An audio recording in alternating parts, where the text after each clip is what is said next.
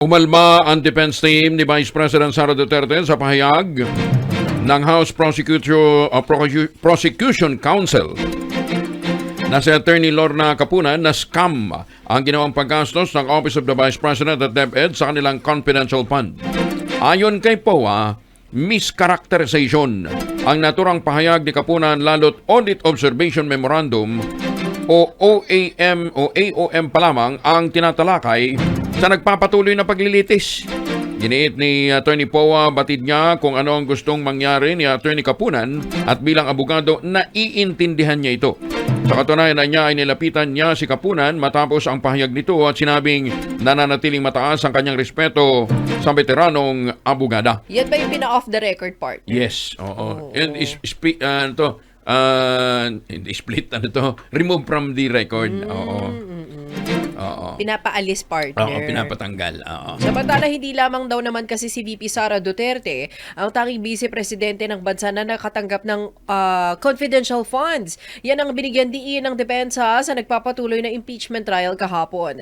Sa pagkikwestiyon ng depensa kay Commission on Audit Auditor Roderick Humil, ipirinisinta ni Defense Counsel Attorney Michael Poa ang isang special allotment release order mula sa Department of Budget and Management o DBM na may petsang December 22 ng 2014 pa para i-cover ang confidential activities ng nasabing taon. Kinumpirma ni Wamil ang nasabing dokumento at giniit na hindi pa si Duterte ang vice-presidente noong panahon na yun. Sinabi ni Poa, makikita sa document na yan na maging ang OVP noong 2014, mayroon ang confidential funds taliwas sa naunang pahayag ni Wamil. Matatanda ang sinabi ni Wamil sa kanyang unang beses na pagharap sa impeachment court na si VP Sara lamang ang tanging vice-presidente na nagbigay ng alokasyon para sa confidential funds mula nang maupo ito bilang COA Intelligence and Confidential Funds Audit Office State Auditor noong 2014.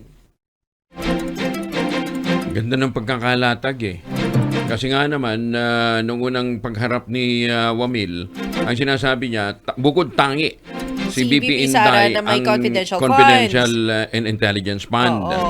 May nakakalkal sila, may partner. nakakalkal eh.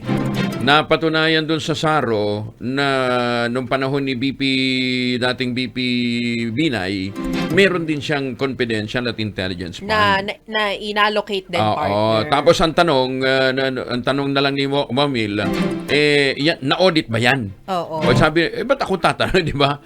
Wala pa ako niyan 2014 dyan. Hindi, ibig sabihin, nandun na siya. Ay, correct. Nandun na siya. Oo. Kaya nga, kina-counter nila na bakit sinabi mo katangi-tangi si VP Inday Sara. Oo, tapos nung tinatanong nung mabuking na, inamin niya tama. Sabi niya, ang tanong niya na lang is na-audit ba yan? Sabi niya, ba't ako tatanungin, di ba? Kayo yung yan ang tanong. Yan ang tanong.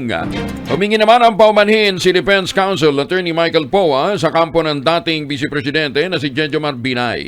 Ito'y makarambang ni Poa sa impeachment trial na meron ding confidential fund ang Office of the Vice President noong 2014. Ayon kay Attorney Poa, sinadya niyang huwag direktang pangalanan si Binay dahil wala siyang intensyong makaladkad ang pangalan nito sa nagpapatuloy na paglilitis kay VP Inday Sara.